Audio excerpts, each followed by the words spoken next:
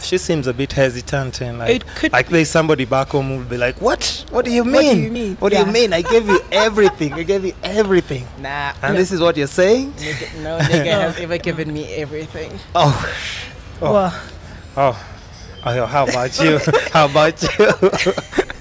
Okay, look, guys. No, this is what we're doing. This is what I think. I think that in South Africa, just as everywhere else, because the women are disenfranchised, it just so happens that men oftentimes are able to take care of you, but at the same time, there's a big thing of, because of how much abuse there is in terms of men and women, there's a lot of people that would discourage you from doing that, because you know that if you depend on a man, he's more likely, or you have very little resource to leave if he's being abusive, because of how big abusive. Because of how big domestic abuse is. Saying rich men are abusive. All men are. So in South Africa, domestic abuse is huge. No, so, you're lying. Oh, it's for real, massive. for serious, it's huge. That's an actual thing. Like it's big. We have big. 16 days of activism against it it's huge. year. It's huge. Like 9 times. Like every woman, as a person, I know someone who's been beaten by their husband or their boyfriend. Have you In every experienced circle. it? For me personally, no, I've never been abused. Thank God. No, neither have I. Not now. You never know. How do you know they're lying? Oh, because you see it. Oh man, okay, yeah. Because you see it. Because you see the bruises and you see, Yeah, but that's also I know that's something that actually has to be taken seriously, and you can't really take it for granted, especially if you have maybe young men who are seeing this happen around them, and then they think, and then it's normalized, so it's okay. So if a woman does this, you're just slap around. Is that a thing? Just slap around. It is. Yeah, just to get it back on track. Yeah, just straighten out. Just like papa. Yeah, just once or twice. Okay. Really. No, that's ridiculous. No, it's terrible. Okay, but that's bad. When you're outside of it, it seems ridiculous, but most of the time it's so normalized, like you're saying. So it makes sense. Like if my woman. Okay. Now listen. I have something. Just because we're talking about this, just hold on. And I just want to say something quickly before we carry on. You want to check your message?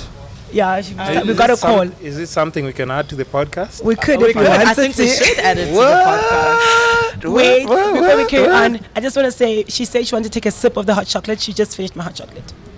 So he will get me another one. Yeah, for sure. You need a refill? Yes, please. Okay. Please. So let me see if my favorite waiter is. You have a favorite waiter? Yeah, they all know me. They're just I the like best. this place. Do we have to leave? Oh my God, he's not seeing me. No, so we were, but yeah, once he just notices, we'll definitely make that order. So we were saying something really sensitive. You shouldn't be smiling at this part. Oh, is that what? Yeah. About the phone switch call. back. No, we'll go back to the phone call. Okay, cool. Oh my God, the mood would be just like, and then all guys are smiling, and then oh shit, they're like, are they taking this seriously? We're taking this very seriously. Yeah, but you know what? Life is tough, so sometimes you have to talk about the tough things, and you also have to smile a bit. No, true. Because that's what gets you through the tough times. Exactly. So you were saying about how. So I was this saying is just that normalized. It's normalized, and so as a woman, you are encouraged by, I know definitely by my grandmother, to make sure that I've got my own money, because if I depend on a man and he beats me, I won't be able to leave. And so that's kind of thing that. And that's very important, because that's almost like a lot of women that I've interviewed on my podcast are so self-driven, and it's just that there's some people. There's some young girls who maybe don't understand this concept, because somebody's showering you with all these things. So what happens when he pulls out and you're in a situation where you have a baby already, a baby or two, and you actually forgot about work and everything? You don't even know how to make money anymore, because you just dedicated your whole life to just being blessed and showered with all this money. I'd like to be blessed and showered. Yeah. But I also wanna, basically, I don't know if I was talking to you, I can't remember, that for me, being an independent woman means making my own money, right? Yeah. But I'd like to not use it. So if I can make my money and then still have someone else to just sustain my daily lifestyle. Or is this where, because there's this thing where if I make my money, it's our money, and then if you make your money, that's your money. Oh, I would. Is that what we're talking about? That's precisely ideal. Okay. Except I listen. But that's why you also have to understand when somebody like a man is putting in that work, is coming in late, maybe exactly. At home, maybe you should just cut him some slack, because as long as he's bringing in that bag. Yes, and he's going to work and not another woman. Yeah, it shouldn't be, because I also think you have to have like a lot of free time to be just like a playboy. Because if you're up into your business, like you really don't have the time. You don't have the time. Yeah.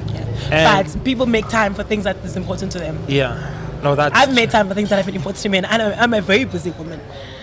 Oh, okay. Are you talking about male prostitutes or? No, man. That's not what I'm talking about. Because I mean, I get lost like just like that. I just get lost like this because I don't even know. Because what are you saying? You get time for? Please explain to me where you got male prostitutes. Cool.